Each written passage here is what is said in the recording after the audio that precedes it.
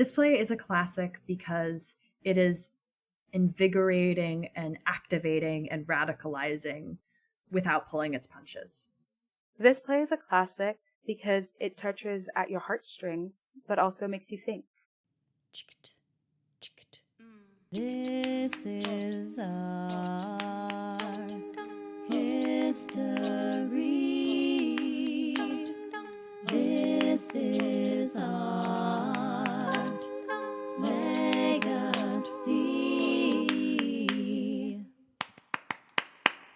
Hello, and welcome to This is a Classic, the Expand the Canon Theater podcast. We're your hosts, Shannon Corenthin, curator and director of production for Hedgepig Ensemble Theater. and me, Skye Pagon, curator and Hedgepig Ensemble member.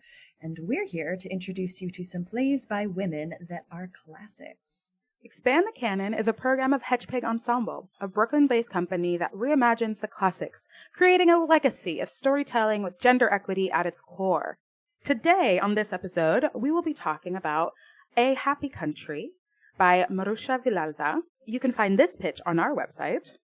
If you're seeking a play about revolution where the family drama is a political drama, consider this powerful portrait of love, protest, class, and voyeurism. This play follows the recently impoverished Jiménez family in an unnamed Latin American country as complex conversations are brought to the foreground by the arrival of a white tourist staying in their home. How do you balance your activism with your desire to just live? Do you fight for your family or your country? And how do you be an ethical tourist in a culture that is not your own? This play leaves an audience asking all the right questions and drawing their own timely parallels. Dum, dum. So wow, all right, okay. I remember talking about this play right after we had all read it, which is funny because I think we all read it around the same time. I will say I'm going to come in here and be selfish and be like, I read this play first. You did. I did read this play first. And it was one of the first, I think it was one of the first ones I read in 2021. And just immediately was like, oh, this one. We talk a lot in our meetings about like, we want to make a list for this project that is accessible to a modern audience, that speaks to modern conversations and themes and what's going on in our modern world today. And this was one that I read and immediately was like, oh, today. Like, this is literally happening now. Yep. It's just so frighteningly relevant, and it's like so political and so unapologetically political, which I love. And it's just always so freaky when a play like just speaks so perfectly to The moment. yeah. These lists that we create are very much representative of this motif that happens through history of just like it repeating itself. This was one that stood out because of its timeliness. This question of how can you be an ethical tourist in a culture that isn't your own is really relevant, regardless of whatever culture you come from. Yeah, to your point, like really came up so much during COVID, I think. Like I am glad that sort of opened a wider conversation, which I think needs to happen about the sort of tourism industry and how a lot of the time it's so voyeuristic, and it's about centralizing a sort of sanitized, whitewashed version of a specific country or a specific culture that will appeal to white Western sensibilities and allow you to like experience the nice food and the pretty flowers without engaging with any of the people as real human beings, without seeing any of the issues. Not just about ethical tourism, it's also about, you know, foreign interference in other cultures and in other governments and things like that. So it feels so relevant. And also to your point of like history repeats itself, it always just makes me remember, oh, we haven't solved this issue. It's not that it's like the same thing has repeated itself. It's that we haven't learned from our mistakes. Ooh. But this is so interesting that you talked about foreign powers inserting themselves in domestic issues and domestic political agendas. And I think the tourist coming into this country is definitely the parallel that, you know, the audience focuses on because he has the most, he's just very blatantly out of his element. He doesn't fit in the picture of the Jiménez family, but the foreign power that is affecting the whole Jiménez family is unseen.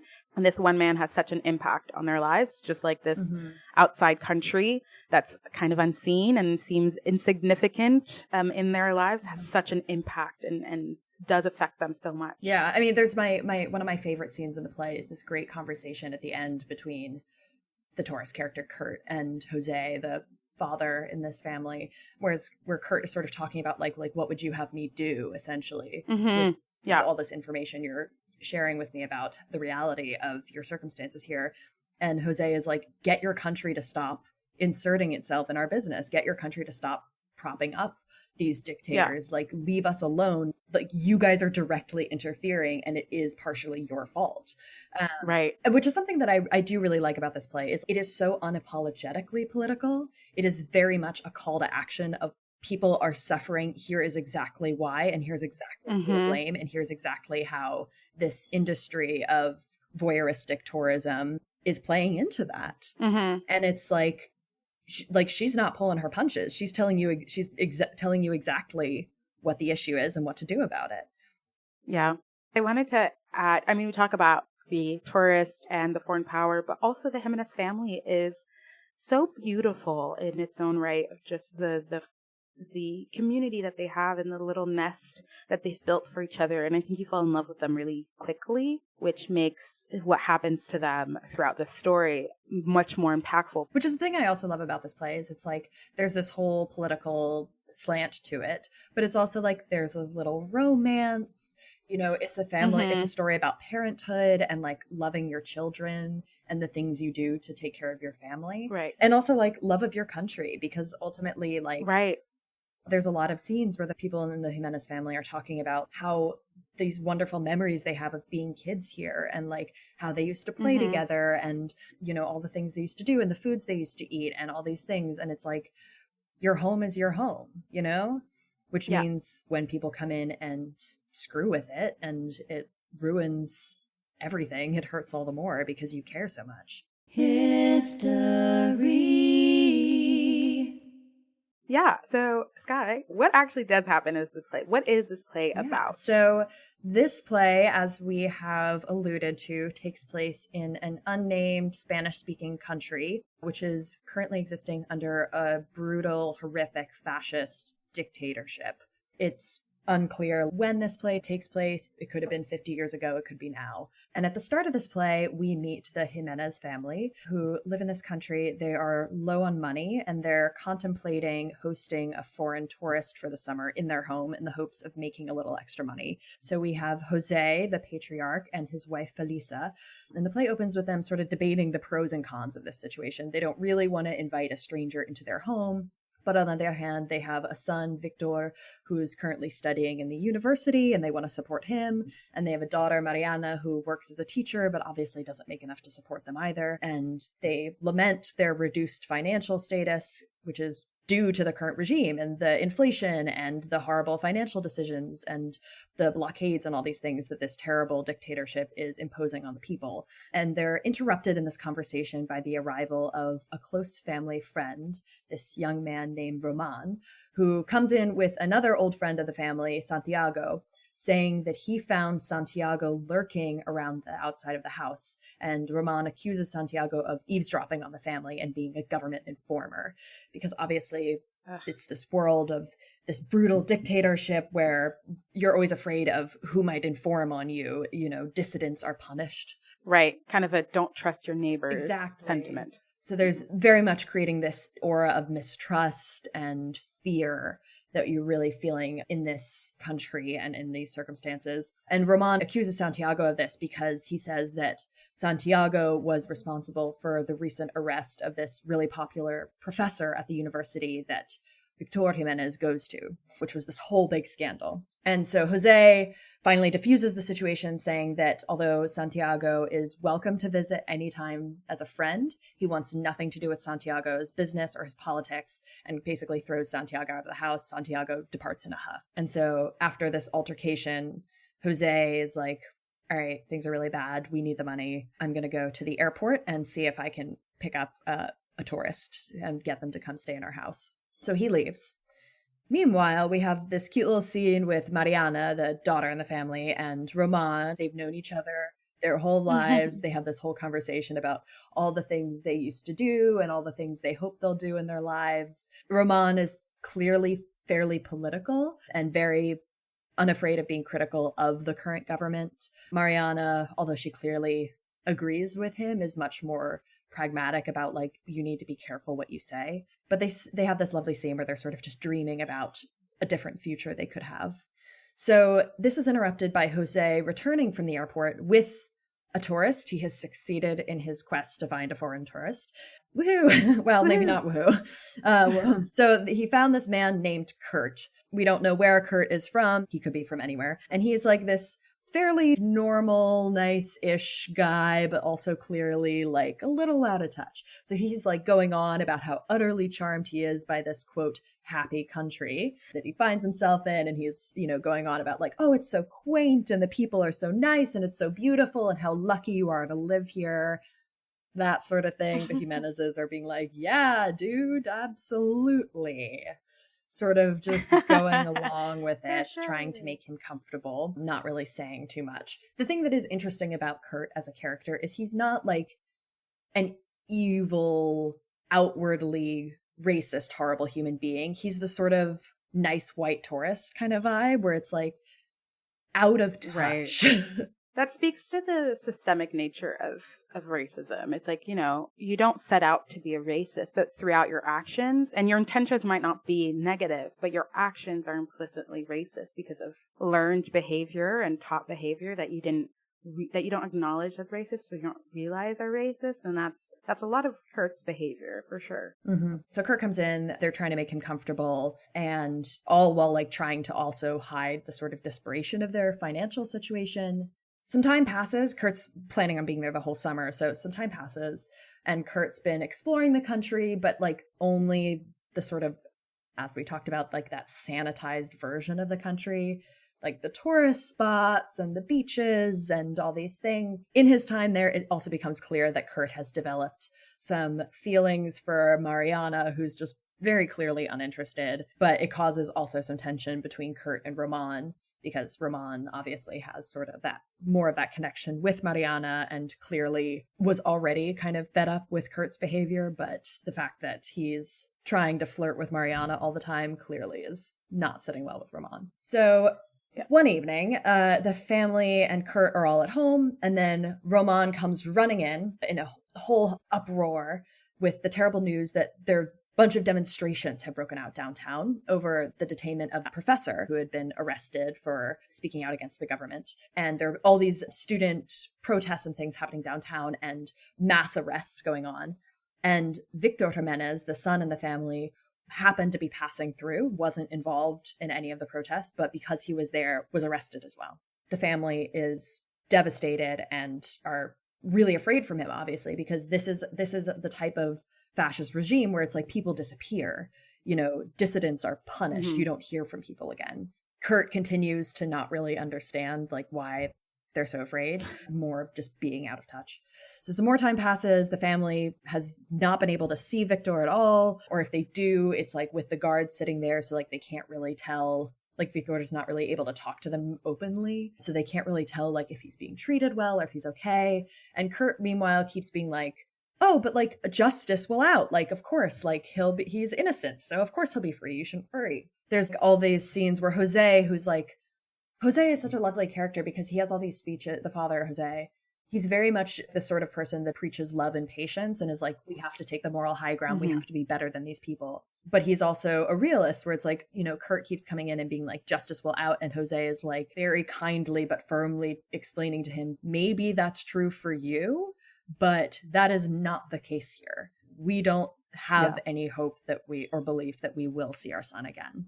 And so out of desperation, Jose tries to reach out to that guy Santiago from the first scene, who has the government contacts, who's more in with the current regime, and is like, please help us. Do you know anyone? Do you know anything? Is there any way you can help us get our son out? He's innocent, please.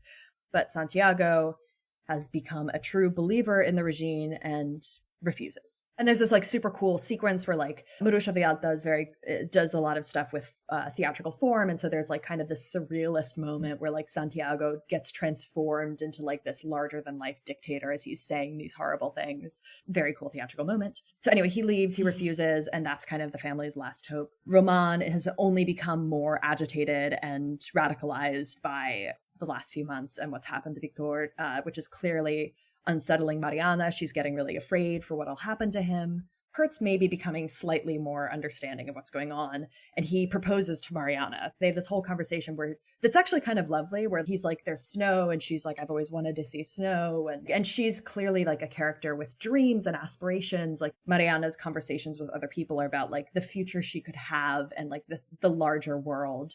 He proposes to her, and she turns him down for Roman. You know, he gets that. He's like, is it about Roman? And she says, yes. And he says, all right. And that's sort of the end of it. I mean, maybe that's I feel like that's his most self-aware moment in the play. I mean, the fact that he proposes in itself just shows a lack of self-awareness, but his reaction to her turning him down is very much like, I see where I Well, it's went like, wrong. you don't love this woman. You're just sort of infatuated by this idea of her. Exactly. It's a tad bit fetishizing.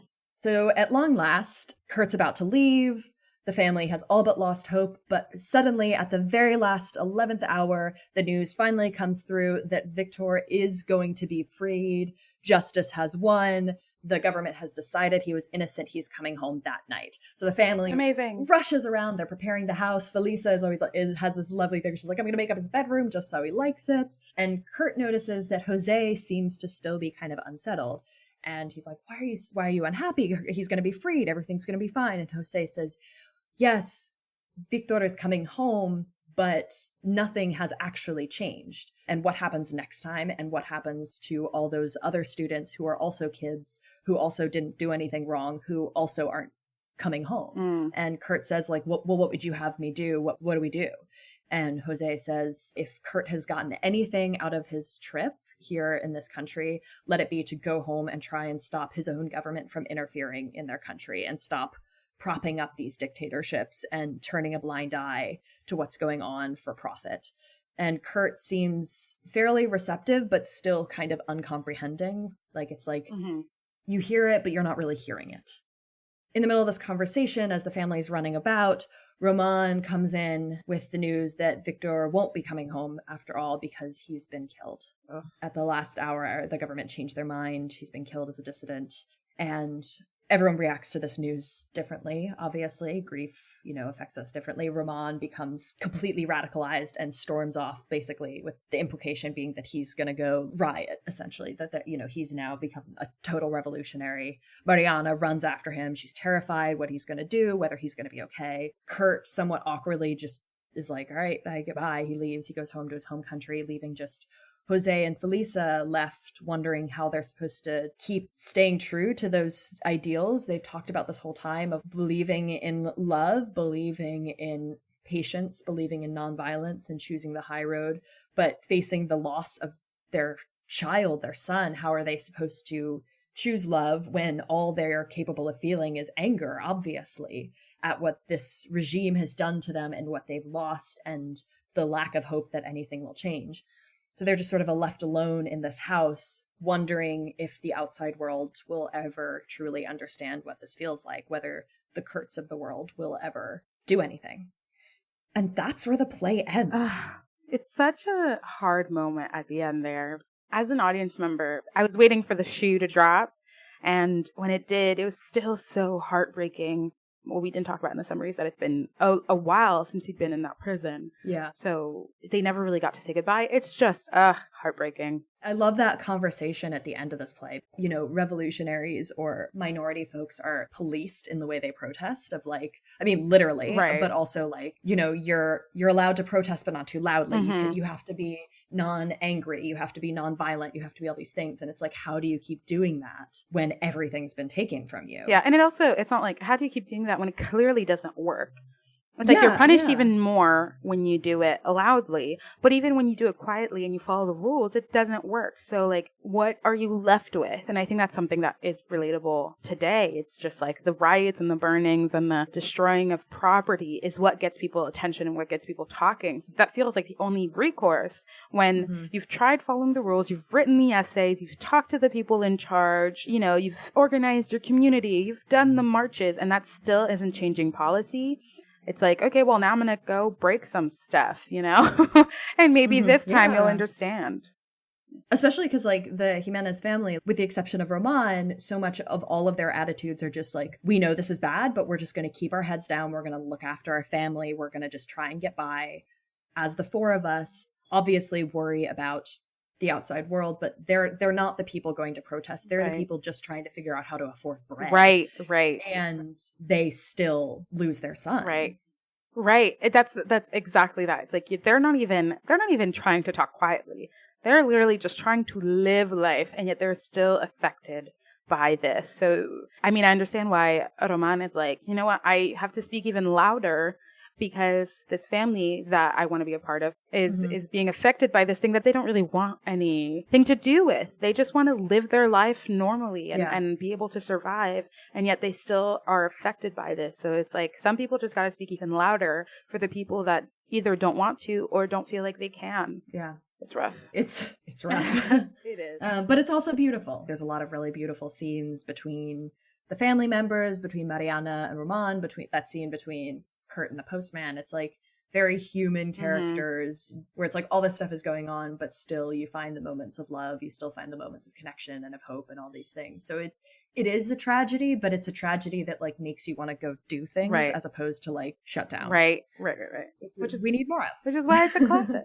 Legacy. Tell us about this woman who wrote this amazing play. Absolutely. So the wonderful woman behind this play is Maruxa Vilalta. So Maruxa Vilalta was born actually in Barcelona, Spain in 1932. So that's southern Spain. Her father was one of the founders of the Esquerra Republican Party. Organization still exists to this day. Very left-leaning political party in Spain that emphasizes social welfare, workers' rights, and Catalan independence from Spain. Maruxa obviously comes from this like very political, very educated, very left-leaning background, and that I think influences a lot of the work she will go on to create. This is Spain in the 1930s, and they're a left-leaning political family. So in 1936, Spain began a horrible civil war. This is the era of Franco, terrible fascist regime, and the family fled Spain and went into the exile in Brussels. So she, was there for very little of her life. The family eventually made it to Mexico City in 1939, which is where Maruxa would go on to live for the rest of her life. So she's Catalan born, but raised, educated, lived out her most of her life in Mexico. And she became a Mexican citizen by the age of 8. She was schooled in the French baccalaureate system. Me too. Shout out Shannon. She went on to graduate from university and study for her master's in Spanish literature at the National Autonomous University of Mexico. So again, highly educated, very interested in Spanish history and literature, in Latin American history and literature, and politics. And so her writing career actually started as a novelist. She published a couple of novels. Her first works were El Castigo, which is The Punishment, in 1957, Los Desorientados, which is The Disoriented Ones, which had several reprints, and Dos Colores para el Paisaje, which is 2 colors for the landscape. And after the success of The Disoriented Ones, she actually adapted it into a play, and thus began her career as a playwright. Thank goodness. She was critically acclaimed, nationally recognized. Her work has been translated and produced internationally in many countries, including the US. And she's like a famous Mexican playwright. Like she was big there. A lot of critics noted her work's ability to sort of defy genre. Oftentimes she does a lot of political work, but her work borrows from the traditions of absurdism and Brechtian theater, epic theater, experimental work. She herself did not really identify as being like in one sort of school of theater or genre or tradition, but has talked a lot about Ionesco being an influence. My fave. Yeah. And a lot of her plays obviously have these very political themes. Happy Country being one of them. Happy Country had a long run in Mexico when it opened. It was very well received by the critics. So she just has this very long, well-rounded career of writing a lot. In her later life, she went on to teach. She taught a bunch of workshops and classes and master classes, mostly in theater and writing, both in Mexico and then internationally. There was she taught at some conferences here in New York even. So she really was just sort of like a master in her field, and like throughout her whole career was very unafraid of experimenting with form, having theater that was not strict naturalism, but spoke to very pressing political and social themes. And she lived in Mexico City her whole life. She died at the age of 81 on August 19th, 2014. So not that long ago, and was, working and teaching up until pretty close to her death. So she's had this like extraordinary career. Right. Very impressive, high achieving woman, highly educated, prolific writer that we just like don't know about much in the US.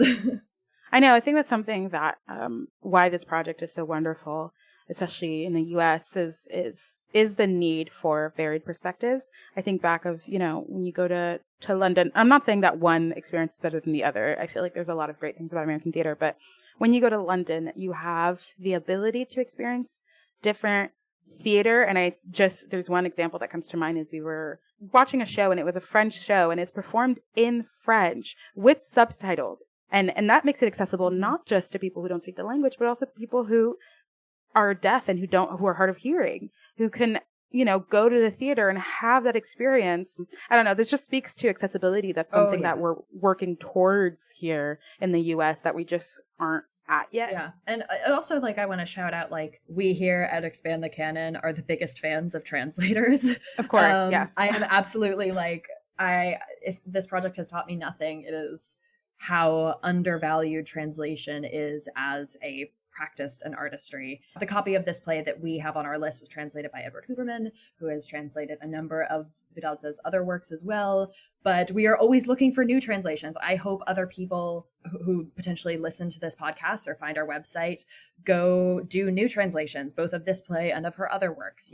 These translations, like any other way of sort of repurposing or refinding theater, should and can evolve over time. Mm-hmm. And I'd be really interested to hear what a different translator found in this play, or what a different translator found in any of Vilalta's other works. And so keep doing the good work, translators. We love you.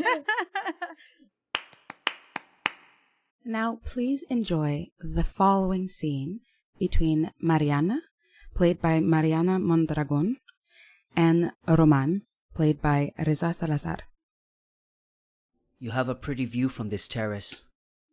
It overlooks a good part of the city.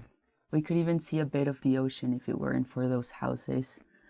When I was a little girl, I used to think that when I became taller, I'd be able to see the ocean from here. Some things are so close, yet one can never reach them. What things? What is it that you would like to reach? I don't know. Or perhaps I do, but I wouldn't know how to explain it to you. I should like to turn a bit of myself into a part of everything. Into the silence one hears at times on this terrace, louder than any noise, so very loud. Or into something that crackles and shakes and nobody knows what it is. To be that light turning on and off. For a few moments, I'd like to be that. I want to be everything that's mysterious. Or to be a moment. Only a moment in somebody's life. But a moment of my own choice. If you like the view from our terrace, why don't you come more often? You're right. I'll come. Thank you for not speaking to me about Santiago Roldan. I'm sure he came to spy. And perhaps he was even looking for me. He knows I'm not a conformist. He must think we're cooking up something against the government. What foolishness. It's no foolishness. It's what we ought to be doing. Yes, I know. I'll be quiet. No violence. I'll be silent. And now come the words of wisdom from teacher. You're not one of my pupils. How's school going? Next week vacation begins. I'm afraid I won't have my job after that. Why not? I feel I'm being watched all the time. Some mornings, the principal barges into my room 3 or 4 times. They seem to have no confidence in me. I suppose it's because I'm just a beginner and because I'm only 19. They'd watch you just as much as if you were 80. They have their devices. You're a new teacher and they have to be sure you're working according to their rules. Of course, you're only teaching children who are learning to read, but children learning to read are also important. Perhaps they are the most important. I have to tell them we're praying to God to help us conquer the enemy, as if we were at war. The enemy. I was told from the first, the very day I arrived, the enemy. Teach them to be against the enemy. There's so little, Roman. What is the enemy? The children think of it as a single person or a strange creature, perhaps a frightful devil or a monster. If it were that simple, if there were just one enemy for all men, but the people pointed out to them as the enemy are perhaps their own families, their own parents. Why do they have to involve the children in all this? There's so little. One day they'll be grown up. The seed is being sown. When the children are grown up, they'll have their own standards and they can judge for themselves. The situation can last. But it has already lasted a long time. Yes, a long time. Remember, my sweet, not to fill your little head with too many ideas. Don't think too much. That's another one of their rules. Eat, drink, and don't analyze. The government will do all the thinking for you. Don't talk in such a tone. You're sweet. Let's think only about your being sweet and our being young. Do you always do just as you please? Always. What would you like now? I should like it to be morning and to have wakened at your side. I should like to wake up at your side every morning. At your side, opposite a window. I would have a window for you alone. A window and a tortoise shell comb. And some silver slippers. And each morning I will put on my tulle leather belt. And you will look at me, combing your hair with a tortoise shell comb. Your hair so long it reaches the floor. Combing your hair. Fortunately, there are no flowers on this terrace. No flowers? If we had flowers and perhaps a bit of moonlight, we'd be playing the most ridiculous scene of our lives. At times, the ridiculous is inoffensive and merry. Thank you so much, Mariana and Reza. Thank you for joining us for our A Happy Country edition of This is a Classic, the Expand the Canon podcast. Learn more at expandthecanon.com. And if you believe in the importance of expanding the canon, please, please, please give us a 5-star review and subscribe to this podcast. Yes, and then hit the share button and forward it along to a friend, colleague, professor, family member you haven't talked to in 5 years. Great conversation starter. For info on what's up next, you can follow us on Instagram. At Hedgepig Ensemble Theater. Or on Facebook. / Hedgepig Ensemble Theater. Or you can join our mailing list at hedgepigensemble.org. You can also support this effort by donating at the link in the comments below. Once again, I am Skye Pagon. And I'm Shannon Corenthin. Thank you so much for listening. We'll see you next time. See you next time, folks. Dum dum.